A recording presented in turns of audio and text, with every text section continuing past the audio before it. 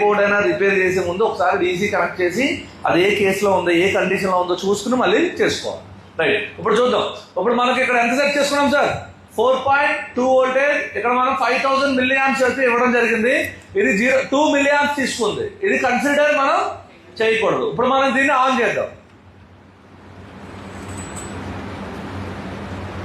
So 95తో start అయింది. మనం 200 అలా రాగానే బటన్ రిలీజ్ చేసేది. ఓకే, చూడండి, ఫోన్ ఆన్లోకి వచ్చిందా?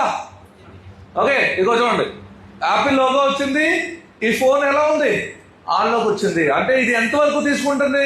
అప్రాక్సిమేట్ గా మనకి 800 వరకు వెళ్ళింది, అంతేనా? లాస్ట్ ఎంతవరకు వస్తుంది? 800.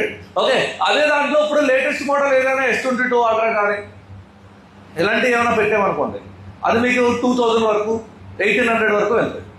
ఒకటి 3000, 4000. అందుకే మనం ఏం చేస్తాం, అక్కడ ఎంత పెట్టుకున్నాం? 5000 పెట్టుకున్నాం. ఎంత కావాలంత తీసుకుంటాడు ఆంపియర్. ఓకే, ఇక్కడ కూడా నేను ఏం చెప్పాను? సింగిల్ బ్యాటరీ అయితే 4.2 వోల్టేజ్ పెట్టాలి. అదే డ్యూయల్ బ్యాటరీ అయితే 8.4 వోల్టేజ్, డబల్ వోల్టేజ్ మనం పెట్టాలి. ఇక్కడ ఆల్రెడీ కొంచెం సెట్ చేసి ఇచ్చారు చూడండి, 8.4 వోల్టేజ్.